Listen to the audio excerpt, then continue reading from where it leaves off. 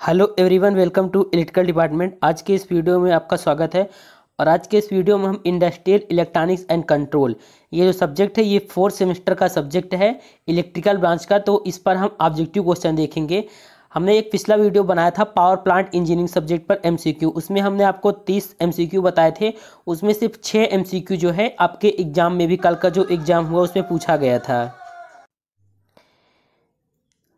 तो इस वीडियो में भी हम आपको मोस्ट इंपॉर्टेंट क्वेश्चन बताएंगे, कि ज़्यादा क्वेश्चन नहीं बताएंगे, केवल 30 क्वेश्चन बताएंगे आपको।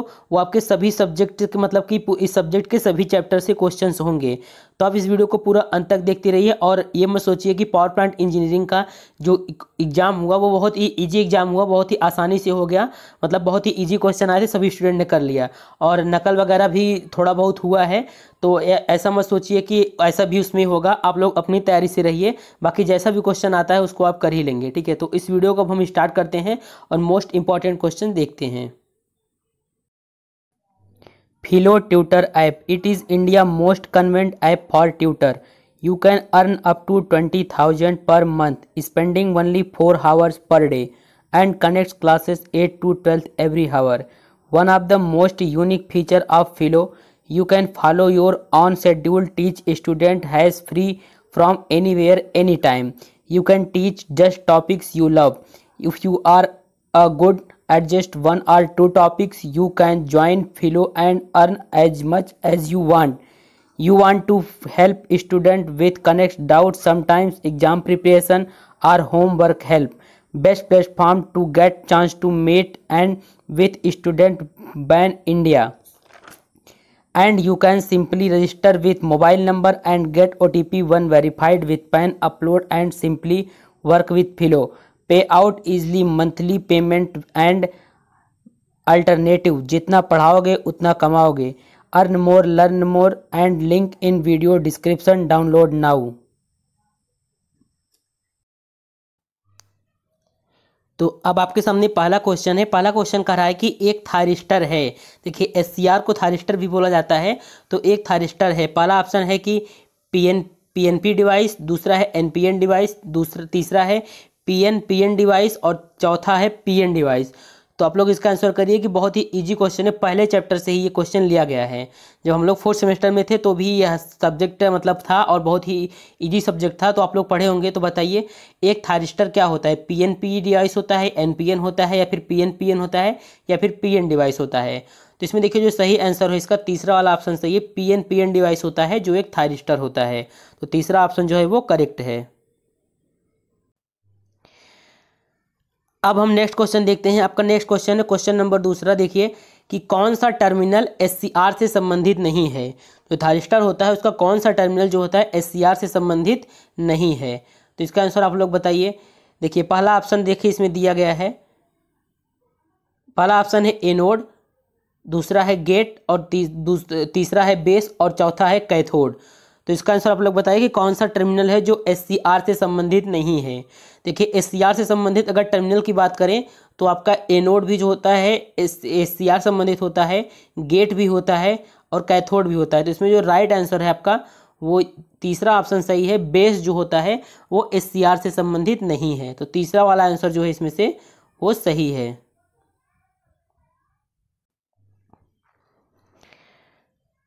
अब हम नेक्स्ट क्वेश्चन देखते हैं। नेक्स्ट क्वेश्चन है आपका क्वेश्चन नंबर 3। क्वेश्चन नंबर 3 कर रहा है कि असत्य कथन चुने।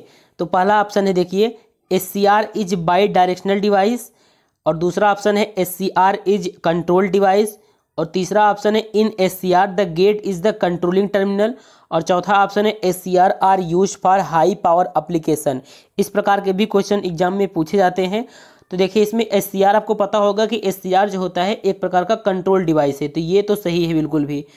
और पहला दूसरा ऑप्शन है in SCR the gate is control, gate को कंट्रोल टर्मिनल बोला जाता है, ये भी सही है। और तीसरा ऑप्शन भी सही है, लेकिन यहाँ पे पहला ऑप्शन देखिए ये वाला बिल्कुल करेक्ट है कि एससीआर जो होता है बाई डायरेक्शनल डिवाइस नहीं होता है। तो ये वाला स्टेटमेंट जो है ये रॉन्ग है, पहला ऑप्शन इसमें सही है। अब हम नेक्स्ट क्वेश्चन देखते हैं। नेक्स्ट क्वेश्चन है डाया चालू करने का सामान्य तरीका है। अगर डाया को टर्न ऑन करना है तो उसका कौन सा सामान्य तरीका है? पहला ऑप्शन है गेट करंट, दूसरा ऑप्शन है ब्रेक ओवर वोल्टेज, तीसरा ऑप्शन है आइदर आप एबव और चौथा है नन ऑफ एबव। तो जल्दी से आप लोग इसका आंसर करिए। DIAC मतलब डायक जो होता है उसको टर्न ऑन करने का कौन सा सामान्य तरीका है? तो दूसरा ऑप्शन जो है इसमें वो करेक्ट है। अब हम अगला क्वेश्चन देखते हैं। अगला क्वेश्चन है आपका कि क्वेश्चन नंबर 5 कि यूपीएस में रिले का क्या कार्य होता है। जो यूपीएस होता है आपका, आपके चैप्टर का नाम, चैप्टर है एक उसमें आपका यूपीएस, तो उससे संबंधित ये क्वेश्चन है कि यूपीएस में रिले का क्या कार्य होता है। पहला ऑप्शन है वोल्टेज को इंक्रीज करना, दूसरा ऑप्शन है वोल्टेज को डिक्रीज करना और तीसरा ऑप्शन है इलेक्ट्रिकली ऑपरेट स्विच है या फिर करंट को डिक्रीज करना। तो इसका आंसर आप लोग बताइए कि यूपीएस में रिले लगा होता है जो, वो उसका क्या कार्य होता है। देखिए इसका जो राइट आंसर है वो तीसरा वाला ऑप्शन सही है, क्योंकि देखिए यूपीएस जो होता है उसमें रिले का जो फंक्शन होता है वो होता है इलेक्ट्रिकली ऑपरेट स्विच, मतलब कि इलेक्ट्रिकली मतलब स्विच की तरह उसको इलेक्ट्रिकली ऑपरेट करना। तो तीसरा वाला ऑप्शन जो इसमें से वो करेक्ट है। अब हम नेक्स्ट क्वेश्चन देखते हैं। हमारा नेक्स्ट क्वेश्चन है क्वेश्चन नंबर 6। क्वेश्चन नंबर 6 कह रहा है कि यूपीएस आउटपुट रेटिंग का मेजर्ड यूनिट है। मतलब जो यूपीएस का आउटपुट रेटिंग होता है उसको किस में मापा जाता है, उसका यूनिट क्या होता है। तो पहला ऑप्शन है वोल्टेज, दूसरा ऑप्शन है एम्पियर, तीसरा ऑप्शन है वोल्ट एम्पियर और चौथा ऑप्शन है फेरेड। तो आप लोग इसका आंसर बताइए जल्दी से कि यूपीएस आउटपुट रेटिंग का मेजर्ड यूनिट क्या होता है। देखिए जो यूपीएस होता है आपका, यूपीएस जो आउटपुट देता है उसके आउटपुट रेटिंग का मेजर्ड यूनिट होता है वोल्ट एम्पियर। तीसरा वाला ऑप्शन जो है इसमें से वो आपका करेक्ट है। अब हम नेक्स्ट क्वेश्चन देखते हैं क्वेश्चन नंबर 7। क्वेश्चन नंबर 7 कह रहा है कि एक एससीआर में कितने पीएन जंक्शन होते हैं। एक एससीआर में कितने पीएन जंक्शन होते हैं। पहला ऑप्शन है 2, दूसरा ऑप्शन है 3, तीसरा है 4 और चौथा है इनमें से कोई नहीं। तो बहुत ही इजी क्वेश्चन है। इसी प्रकार के क्वेश्चन एग्जाम में भी आएंगे और आपको तो पता ही है पावर प्लांट इंजीनियरिंग में जितने भी क्वेश्चन हमने बताए थे उसमें 6 क्वेश्चन आपके एग्जाम में आए थे, तो इसमें से भी आपके क्वेश्चन एग्जाम में आ सकते हैं। ठीक है, तो आप लोग बताइए कि एक एससीआर में कितने पीएन जंक्शन होते हैं। तो आपको बता दें एक एससीआर में 3 पीएन जंक्शन होते हैं। ठीक है, तो इसमें आपका दूसरा वाला जो ऑप्शन है वो करेक्ट है। अब हम नेक्स्ट क्वेश्चन देखते हैं। नेक्स्ट क्वेश्चन है हमारा क्वेश्चन नंबर 8। देखिए क्वेश्चन नंबर 8 कह रहा है कि कितने न्यूनतम थायरिस्टर ट्रायक बनाते हैं। कितने न्यूनतम थायरिस्टर ट्रायक बनाते हैं। और आपको बता दें ट्रायक या फिर हो गया डायक हो गया, इन सबकी फुल फॉर्म आप तैयार करके जाइए, एग्जाम में पूछे जा सकते हैं। जैसे ट्रायक का होता है ट्रायोड अल्टरनेटिंग करंट। तो कितने न्यूनतम थायरिस्टर मतलब कितने न्यूनतम एससीआर मिलकर ट्रायक बनाते हैं। तो पहला ऑप्शन है 0, दूसरा है 1, तीसरा है 2 और चौथा है 3। तो आपको बता दें जो ट्रायक होता है वो जो होता है न्यूनतम 2 एससीआर, मतलब कि 2 थायरिस्टर 2 एससीआर मिलकर क्या बनाते हैं, एक ट्रायक बनाते हैं। तो इसमें जो तीसरा वाला ऑप्शन है वो करेक्ट है। अब हम नेक्स्ट क्वेश्चन देखते हैं। हमारा नेक्स्ट क्वेश्चन है कि एक मानक ट्रायक में कितने डोप्ड छिद्र होते हैं। आपको डोप्ड का मतलब पता होगा, तो बताइए कि एक मानक एक स्टैंडर्ड ट्रायक जो होता है उसमें कितने डोप्ड क्षेत्र होते हैं। पहला ऑप्शन है 1 डोप्ड क्षेत्र, दूसरा है 6 और तीसरा है 3 और चौथा है 4। तो जल्दी से आप लोग इसका आंसर करिए। देखिए एक जो स्टैंडर्ड ट्रायक होता है उसमें डोप्ड क्षेत्र की संख्या होती है 6। तो इसमें आपका जो दूसरा वाला ऑप्शन है वो करेक्ट है। एक मानक ट्रायक में 6 डोप्ड क्षेत्र होते हैं। अब हम अगला क्वेश्चन देखते हैं। अगला क्वेश्चन है आपका क्वेश्चन नंबर 10। देखिए क्वेश्चन नंबर 10 क्या कर रहा है कि यूजेटी में पी साइड एमीटर होता है वह कैसा होता है। बिना डोप्ड वाला होता है, नॉट डोप्ड पहला ऑप्शन है, दूसरा है फीबल डोप्ड होता है, हैवी डोप्ड मतलब बहुत ज़्यादा डोप्ड, मॉडरेटली मतलब थोड़ा बहुत डोप्ड होता है। तो इसमें से आप कौन सा ऑप्शन सही है कि यूजेटी जो होता है उसमें पी साइड एमीटर में किस प्रकार का डोप्ड रहता है। आपको बता दें यूजेटी जो होता है आपका उसमें पी साइड एमीटर जो होता है हैवीली डोप्ड रहता है, बहुत अधिक डोप्ड किया रहता है। तो तीसरा वाला ऑप्शन जो है वो करेक्ट है। अब हम अगला क्वेश्चन देखते हैं। अगला क्वेश्चन है आपका क्वेश्चन नंबर 11।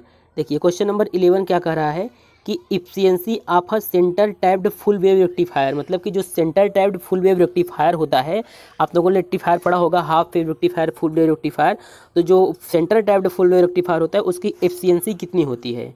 तो पहला ऑप्शन है 50%, दूसरा है 46%, तीसरा 70% और चौथा है 81.2%। तो आपको बता दें एफिशिएंसी जो होती है half centre tapped full wave rectifier होती है उसकी एफिशिएंसी बहुत उच्च होती है। कहने का मतलब इसमें 50, 46, 70 और 81 में सबसे उच्च जो है 81.2% है। तो आपका चौथा वाला ऑप्शन जो है वो करेक्ट है। अब हम नेक्स्ट क्वेश्चन देखते हैं। आपका नेक्स्ट क्वेश्चन है क्वेश्चन नंबर 12। देखिए क्वेश्चन नंबर 12 कर रहा है कि हाफ वेव रेक्टिफाइड करंट का आरएमएस मान, हाफ वेव रेक्टिफाइड करंट का आरएमएस मान जो है 10 एम्पियर है और फुल वेव रेक्टिफिकेशन के लिए इसका क्या मान होगा। तो ये एक प्रकार का न्यूमेरिकल है, एक सिंपल सा इसमें फार्मूला लगेगा, इसके बाद इसका आंसर आ जाएगा। तो आप लोग इसका आंसर बताइए कि अगर हाफ वेव रेक्टिफाइड करंट का मान जो है, करंट का आरएमएस वैल्यू दिया है रूट मीन स्क्वायर, तो उसका जो मान है वो 10 एम्पियर है। फुल वेव रेक्टिफिकेशन के लिए इसका मान कितना होगा। तो इसमें देखिए जो राइट आंसर है आपका वो दूसरा वाला ऑप्शन सही है, 14.14 एम्पियर आएगा जब आप इसको सॉल्व करेंगे। तो बी वाला आंसर जो है इसमें से सही है। अब हम नेक्स्ट क्वेश्चन देखते हैं। नेक्स्ट क्वेश्चन है chopper converter. Chopper converter AC to DC होता है कि डीसी को एसी में कन्वर्ट करता है, डीसी टू एसी होता है या फिर एसी टू एसी होता है। तो आप लोग इसका आंसर बताइए। आपके सिलेबस में चॉपर दिया है, चॉपर जो कन्वर्टर जो है एसी टू डीसी होता है, डीसी टू एसी होता है या फिर डीसी टू डीसी या फिर एसी टू एसी होता है। देखिए इसमें जो आपका राइट आंसर है वो तीसरा वाला ऑप्शन सही, चॉपर कन्वर्टर जो होता है वो डीसी टू डीसी होता है। ठीक है, तो तीसरा वाला आंसर जो है इसमें सबका सही है। अब हम नेक्स्ट क्वेश्चन देखते हैं। हमारा नेक्स्ट क्वेश्चन है क्वेश्चन नंबर 14। क्वेश्चन नंबर 14 कह रहा है कि चॉपर सर्किट में किस उपकरण का उपयोग किया जा सकता है। पहला ऑप्शन है बीजेटी का, दूसरा है मॉसफेट का, जीटीओ का या फिर इनमें से सभी। देखिए आपको एक ट्रिक बता दें एग्जाम में, अगर आपको एग्जाम में 25 क्वेश्चन आते हैं, अगर आपको कोई क्वेश्चन किसी क्वेश्चन में से दिया रहता है आला फेबाव, तो अक्सर जो आला फेबाव जो होता है ना, चौथा वाला ऑप्शन आला फेबाव वाला वो सही होता है। तो अगर आप ना आता रहे कोई क्वेश्चन आपको, अगर उसमें आला फेबाव का ऑप्शन दिया है तो आप उसको ही टिक कर दीजिएगा, आपका सही हो जाएगा। ठीक है, तो इसमें आपका जो सही आंसर है चॉपर सर्किट में हम बीजेटी का भी उपयोग कर सकते हैं, मॉसफेट का भी और जीटीओ का भी, तीनों का उपयोग कर सकते हैं। इसलिए इसमें जो आपका सही ऑप्शन है वो चौथा वाला ऑप्शन जो है वो करेक्ट है। अब हम नेक्स्ट क्वेश्चन देखते हैं। नेक्स्ट क्वेश्चन हमारा क्वेश्चन नंबर 15। क्वेश्चन नंबर 15 है कि एक साइक्लो कन्वर्टर भी आपके सिलेबस से ही टॉपिक है। और साइक्लो कन्वर्टर क्या है। पहला ऑप्शन है 1 स्टेज पावर कन्वर्टर है, 1 स्टेज वोल्टेज कन्वर्टर है, 1 स्टेज फ्रीक्वेंसी कन्वर्टर है या फिर इनमें से कोई नहीं। जो भी तीन ऑप्शन दिए गए हैं इनमें से कोई नहीं। तो आप लोग इस आंसर बताइए कि एक साइक्लो कन्वर्टर जो होता है 1 स्टेज पावर कन्वर्टर है, 1 stage voltage converter, 1 stage frequency converter या इनमें से कोई नहीं। देखिए इसमें जो आपका सही आंसर है वो तीसरा वाला ऑप्शन करेक्ट है। एक साइक्लो कन्वर्टर जो होता है 1 स्टेज फ्रीक्वेंसी कन्वर्टर होता है। ठीक है, तीसरा ऑप्शन जो इसमें आपका सही है। अब हम अगला क्वेश्चन देखते हैं। अगला क्वेश्चन आपका क्वेश्चन नंबर 16। क्वेश्चन नंबर 16 है कि application of cyclo converter include, मतलब साइक्लो कन्वर्टर का एप्लीकेशन क्या क्या इंक्लूड करता है। पहला ऑप्शन है speed control of AC drive, AC drive को स्पीड कंट्रोल का भी एप्लीकेशन है साइक्लो कन्वर्टर का। इंडक्शन हीटिंग भी साइक्लो कन्वर्टर का एप्लीकेशन है। और तीसरा जो है स्टैटिक VAR कॉम्पेंसेशन, तो ये भी साइक्लो कन्वर्टर का ही एप्लीकेशन है। तो इसमें जो आपका सही ऑप्शन है वो चौथा ऑप्शन सही है, ऑल ऑफ मेंशनाइड, मतलब कि ऊपर के सभी ऑप्शन जो है वो सही हैं। अब हम नेक्स्ट क्वेश्चन देखते हैं। नेक्स्ट क्वेश्चन है हमारा क्वेश्चन नंबर 17। क्वेश्चन नंबर 17 का रहा है कि single phase bridge type cyclo converter SCR की संख्या का उपयोग करता है। कहने का मतलब है क्वेश्चन का कि जो single phase bridge type cyclo converter होता है वो SCR की कितनी संख्या का उपयोग करता है। तो पहला ऑप्शन है 4, दूसरा ऑप्शन है 8, तीसरा है 6 और चौथा है इनमें से कोई नहीं। तो जो single phase bridge type cyclo converter होता है आपका उसमें SCR की संख्या होती है 8। तो 8 SCR का उपयोग किया जाता है single phase bridge type cyclo converter में। तो दूसरा ऑप्शन जो इसमें से आपका वो करेक्ट है। अब हम नेक्स्ट क्वेश्चन देखते हैं। नेक्स्ट क्वेश्चन है आपका क्वेश्चन नंबर 18। देखिए क्वेश्चन नंबर 18 का रहा है कि इन डुअल कन्वर्टर में क्या होता है। देखिए 4 ऑप्शन दिए। पहला ऑप्शन है कि both rectifier provides positive current to the load, मतलब कि दोनों रेक्टिफायर लोड को पॉजिटिव करंट प्रोवाइड करते हैं। दूसरा ऑप्शन है both rectifier provide negative current to the load, मतलब नेगेटिव करंट प्रोवाइड करते हैं लोड को। और तीसरा ऑप्शन है 1 rectifier provide positive current to the load and other negative current, मतलब कि एक रेक्टिफायर पॉजिटिव करंट प्रोवाइड करता है और दूसरा नेगेटिव। और चौथा ऑप्शन भी आपके सामने है। तो आप बताइए इसमें से कौन सा ऑप्शन जो है वो करेक्ट है। देखिए इसमें जो आपका राइट आंसर है वो पहला वाला ऑप्शन सही है। क्यों? क्योंकि जो डुअल कन्वर्टर होता है आपका उसमें दोनों ही रेक्टिफायर जो होते हैं लोड को पॉजिटिव करंट प्रोवाइड करते हैं। ठीक है, ये बात आप याद रखिए कि डुअल कन्वर्टर में जो रेक्टिफायर होते हैं दो रेक्टिफायर होते हैं, दोनों रेक्टिफायर पॉजिटिव करंट लोड को प्रोवाइड करते हैं। तो पहला वाला ऑप्शन जो इसमें से आपका वो करेक्ट है। अब हम अगला क्वेश्चन देखते हैं। अगला क्वेश्चन है कि एक एससीआर में सेमीकंडक्टर की कितनी परत होती है। ठीक है, क्वेश्चन है एक एससीआर में सेमीकंडक्टर की कितनी परत होती है। तो पहला ऑप्शन है 2, दूसरा है 3, तीसरा है 4 और चौथा है इनमें से कोई नहीं। तो एससीआर जो होता है इसमें जो होता है सेमीकंडक्टर की परत की संख्या होती है 4। तो तीसरा वाला ऑप्शन जो है वो सही है। बिल्कुल इजी क्वेश्चन था कि एससीआर में सेमीकंडक्टर की 4 परत होती है। अब अगला क्वेश्चन देखते हैं। अगला क्वेश्चन बहुत ही इजी क्वेश्चन है। जो लोग पढ़े होंगे इंडस्ट्री इलेक्ट्रॉनिक एंड कंट्रोल थोड़ा भी तो उनको पता होगा। An SCR is sometime called, SCR को कभी कभी क्या कहा जाता है। तो पहला ऑप्शन है ट्रायक, जो कि गलत है। दूसरा है डायक, ये भी गलत है। यूनि जंक्शन ट्रांजिस्टर, ये भी गलत है। एससीआर को थारिस्टर भी बोला जाता है। तो चौथा वाला ऑप्शन जो है वो करेक्ट है। अब हम अगला क्वेश्चन देखते हैं। अगला क्वेश्चन है क्वेश्चन नंबर 21। क्वेश्चन नंबर 21 कह रहा है कि an SCR combine the feature of, मतलब कि एससीआर जो होता है उसमें कौन सा कंपोनेंट है इसमें से उसके फीचर कंबाइन होते हैं। मतलब कि एक रेक्टिफायर और रेजिस्टेंस का फीचर जो होता है एससीआर में कंबाइन होता है, या फिर एक रेक्टिफायर और ट्रांजिस्टर का, या फिर एक रेक्टिफायर और कैपेसिटर का, या फिर इनमें से कोई नहीं। तो an SCR combine the feature of, मतलब कि एक रेक्टिफायर और ट्रांजिस्टर का जो फीचर है वो एससीआर में कंबाइन होता है। ठीक है, तो इसमें जो आपका दूसरा ऑप्शन है वो करेक्ट है। अब हम अगला क्वेश्चन देखते हैं। अगला क्वेश्चन है क्वेश्चन नंबर 22। क्वेश्चन नंबर 22 देखिए कि एक एससीआर बंद किया जाता है।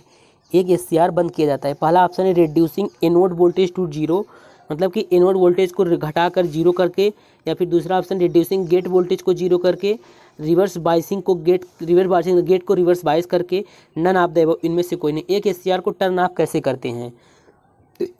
एससीआर को अगर टर्न ऑफ करना है तो एनएज वोल्टेज को 0 कर देते हैं। ठीक है, रिड्यूस कर देते हैं। तो पहला वाला ऑप्शन जो है वो करेक्ट है। अब हम नेक्स्ट क्वेश्चन देखते हैं। नेक्स्ट क्वेश्चन है हमारा क्वेश्चन नंबर 23। क्वेश्चन नंबर 23 कह रहा है कि जब एससीआर का संचालन शुरू होता है तब कौन सा कंपोनेंट है जो सारा कंट्रोल खो देता है। तो पहला ऑप्शन है गेट, दूसरा है कैथोड, तीसरा एनोड, चौथा इनमें से कोई नहीं। तो बताइए जब एससीआर का ऑपरेशन स्टार्ट होता है, मतलब संचालन उनका शुरू होता है, तो इसमें से कौन सा कंपोनेंट है जो सारा कंट्रोल जो होता है खो देता है। तो ये बहुत ही इजी क्वेश्चन आप लोगों को पता होगा। एससीआर में जो गेट होता है वो कंट्रोल टर्मिनल होता है, तो कंट्रोल टर्मिनल ही सारा कंट्रोल खो देता है। तो पहला वाला ऑप्शन जो है इसमें से वो सही है। अब हम अगला क्वेश्चन देखते हैं। अगला क्वेश्चन है आपका क्वेश्चन नंबर 24। क्वेश्चन नंबर 24 कह रहा है कि a UJT is sometimes called a, मतलब कि एक यूजेटी को कभी कभी किस नाम से पुकारा जाता है। तो पहला ऑप्शन है डबल बायस्ड डायोड से, सिंगल बायस्ड डायोड से, सिंगल बेस्ड डायोड से, और तीसरा है रेक्टिफायर डायोड या फिर स्विचिंग डायोड। तो बताइए डबल बेस्ड डायोड बोला जाता है इस यूजेटी को, सिंगल बेस्ड, रेक्टिफायर बेस्ड और या फिर ए स्विचिंग डायोड। तो इसमें जो आपका सही आंसर है वो दूसरा, पहला वाला ऑप्शन सही है। यूजेटी को कभी कभी क्या समटाइम्स कॉल्ड क्या कहते हैं हम, डबल बेस्ड डायोड भी बोल देते हैं। ठीक है, तो पहला वाला ऑप्शन जो है इसमें से वो करेक्ट है। अब हम अगला क्वेश्चन देखते हैं। अगला क्वेश्चन है क्वेश्चन नंबर 25। क्वेश्चन नंबर 25 कह रहा है कि एक एससीआर जो होता है सिलिकॉन से बना होता है। ये आप लोगों को पता होगा, एससीआर में इसका मतलब सिलिकॉन ही होता है। तो एससीआर जो होता है सिलिकॉन से बना होता है कि न कि जर्मेनियम से। अब सिलिकॉन में क्यों बना होता है ये पूछ रहा है, क्योंकि सिलिकॉन इनएक्सपेंसिव, अधिक कीमती नहीं होता है। दूसरा है has low leakage current, silicon का लीकेज करंट लो होता है, मैकेनिकली स्ट्रांग होता है या फिर टेट्रावैलेंट होता है। तो सिलिकॉन का उपयोग हम खासकर इसीलिए करते हैं क्योंकि उसका लीकेज करंट जो होता है इसमें लो होता है। तो दूसरा ऑप्शन जो है इसमें से वो आपका करेक्ट है। अब हम अगला क्वेश्चन देखते हैं। अगला क्वेश्चन है क्वेश्चन नंबर 26।